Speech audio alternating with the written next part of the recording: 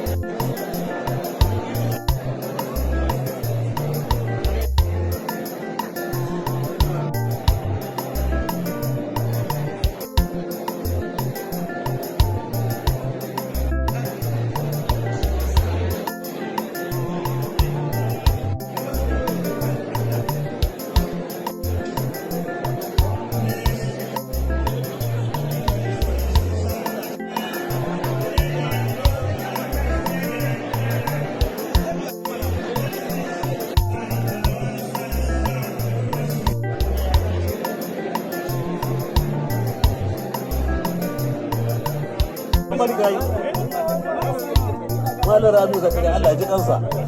to ka masa to ina ɗayan ina wakilin ɗayan ya sunansa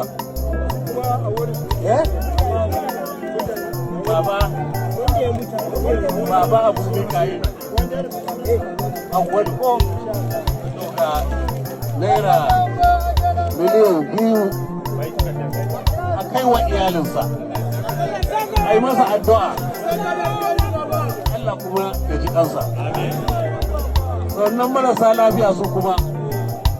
su 5 ne aka gaya mana su kuma kowanne wuri na guga wuri naira